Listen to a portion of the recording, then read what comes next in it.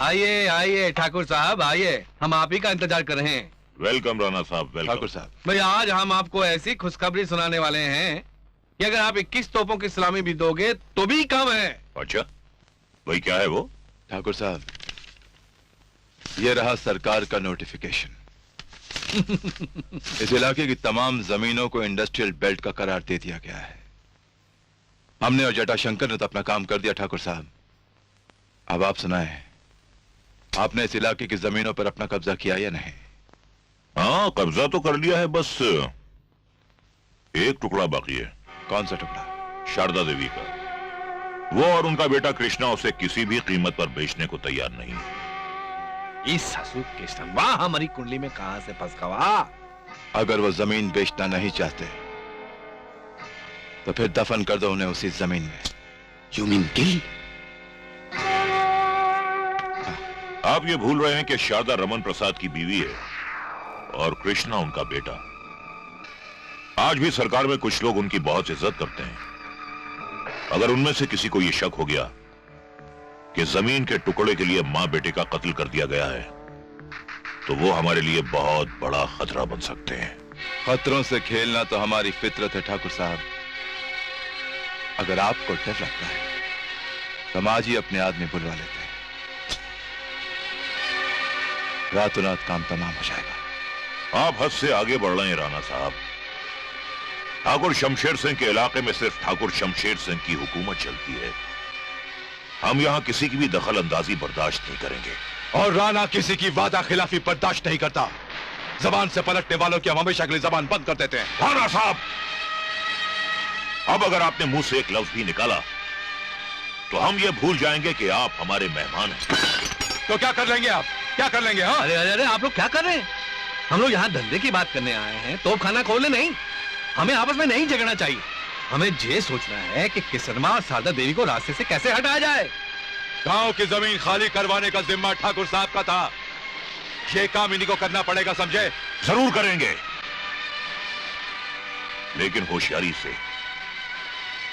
उन दोनों को रास्ते से हटाने के लिए हमें कोई ऐसी तरकीब सोचनी होगी जिससे सांप भी मर जाए और लाठी भी ना टूटे।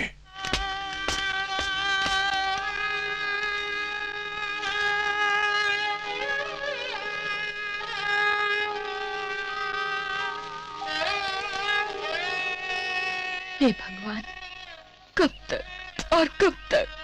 आदाब मेरा बहन, क्या बात है? आप कुछ परेशान सी नजर आ रहे हैं। हाँ असलम भाई, मेरे पति को मरे 2 साल हो गए हैं, लेकिन आज तक मुझे उनकी पेंशन का एक भी पैसा नहीं मिला। मैं सरकारी दफ्तरों के चक्कर काटते काटते थक गई हूँ। आज फिर एक चिट्ठी आई है, एक और दफ्तर में चक्कर काटने के लिए। अगर ये सिलसिला यूं ही चलता रहा तो मेरा गुजारा मुश्किल हो जाएगा। आप कहे तो मैं जटाशंकर जी से कहकर देखूं? जटाशंकर जी से? हाँ, उन्होंने खुद मुझसे कहा हमसे उनकी कोई जाती दुश्मनी नहीं है और कोई भी मुश्किल आन पड़े तो वो हमारी मदद करने के लिए तैयार है। सच? आजमा कर देख लेने में क्या हर्ज है? देवाग्राम, बहुत देर हो गई भाई, मीटिंग में पहुंचना है। साहब, यही है मीरा दीदी जिनके बारे में मैंने आपसे बात की थी। जी नमस्ते। नमस्ते नमस्ते। कोई फिक्र की बात नहीं है। नारी कल्याण तो हमारे जीवन का लक्ष्य है। नई जाति को आगे नहीं बढ़ाएंगे तो देश कैसे आगे बढ़ेगा? आप ये बताएं, अर्जी लिखकर आई हैं? जी नहीं तो। कोई टेंशन नहीं, अभी तो हम बाहर जा रहे हैं मीटिंग पर। आप संध्या 8 बजे अर्जी लिखकर ले आए। बाकी कल राजधानी जाकर मैं खुद ही निपट लूंगा। बहुत बहुत धन्यवाद आपका। संध्या 8 बजे। ये रही आपकी रकम। मंत्री जी से हमारी फाइल पर दस्तखत करवा लिए ना आपने? जी बिल्कुल। Give money, take file, go happy. ये क्या? मेरी फर्टिलाइजर प्लांट की फाइल थी और ये पेस्टिसाइड्स की है। तो क्या हुआ? Fertiliser for plant, pesticides for plant, एक ही बात है। ये क्या कह रहे हैं आप? एक पैदावार बढ़ाने के लिए है और दूसरा कीड़े मकोड़े मारने के लिए। अर्थात दोनों फसल बढ़ाने के काम आते हैं। Both work for productivity. Good. अब आप जाइए। पीपल कमिंग, टेंशन बढ़िंग। सेवक राम जी, मीरा दीदी अर्जी लेकर आई है। Good sir, waiting and letting. चलिए। असलम, तुम मेरे लिए गर्मा गर्म चाय बना कर लाओ। सर फटिंग। आप चलिए, मैं अभी आया। जाइए जाइए, तशरीफ ले जाइए। Work done. क्या मैं अंदर आ सकती हूँ? आइए आइए मीरा देवी आइए, मैं तुम्हारी खातिर तो जहां जमा हूं। आओ बैठो जहां। जी, मैं आपके बराबर, मेरा मतलब है। अरे घबराओ मत, जहां जी चाहे बैठो। हाँ आओ, धन्यवाद। संकोच मत करो, बैठो बैठो।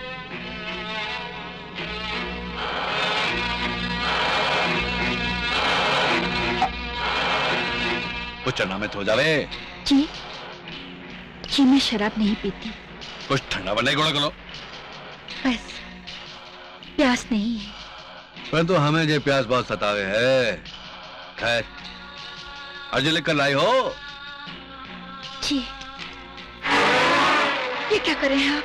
फीस वसूली। अरे अर्जी पास करावेंगे, कुछ तो कमावेंगे कि नहीं? हाँ? छोड़िए मेरा हाथ। अरे शंकर जी की सौगंध, अब जो हाथ ना छूटेगा। आप लो चाय। मीरा बहन, छोड़ दो मुझे।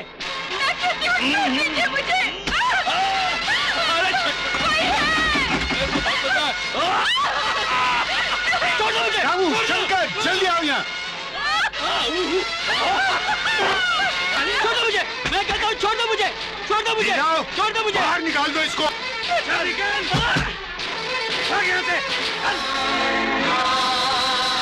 किशन भैया, किशन भैया, दरवाजा खोलो, किशन भैया।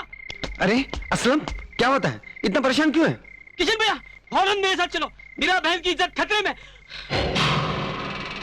चल चल। संभल के बेटे। अब यूं टसुए तो बहाओ मत रानी। वो किसनवा के साथ तुम्हारी राजलीला तो पूरे गांव में मशहूर है, तो फिर कौन बात की झंझट है?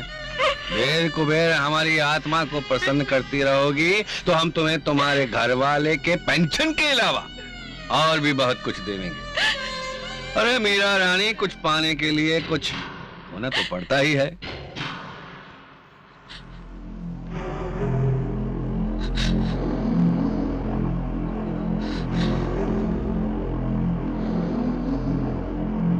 हरामजादे, तूने मुझे कहीं का नहीं छोड़ा।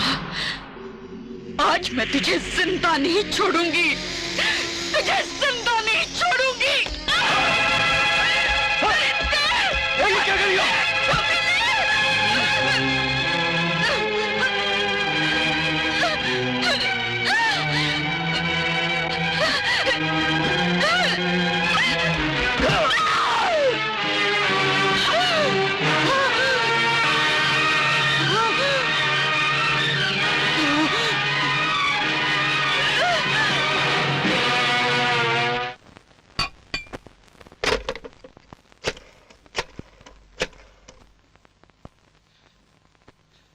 हेलो ठाकुर साहब।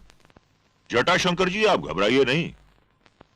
लाश को ऐसी जगह ठिकाने लगाएंगे कि फरिश्ते भी इसे ढूंढ नहीं पाएंगे। अरे ठाकुर साहब, जो करना है तुरंत कीजिए, डर के मारे प्राण कंठ से बाहर आ रहे हैं। लेकिन पहले आप ये बताइए कि इसे यहाँ से किसी ने देखा तो नहीं? बिल्कुल देखा है सर। असलम देखेंग, मीरा चिल्लाएंग, ही फाइटिंग, आई धक्का मार के बाहर निकालेंगे। अरे घन चक्कर तो हमारा सेक्रेटरी है या दुश्मन? तूने उसे जाने क्यों दिया? लो, दुश्मन आ गया।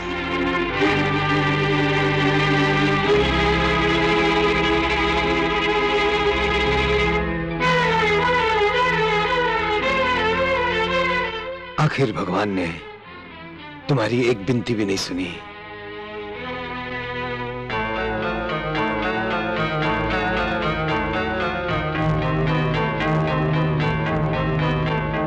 हरामजादे, ये सब तेरा काम है। काली, जी दादा। किशन भैया,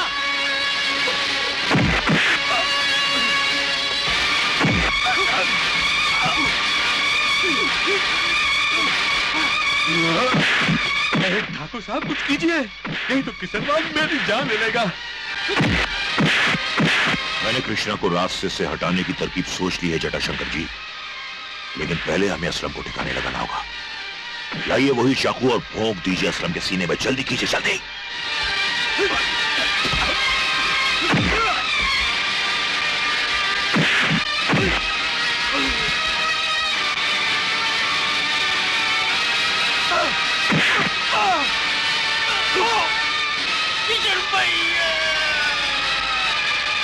असलम,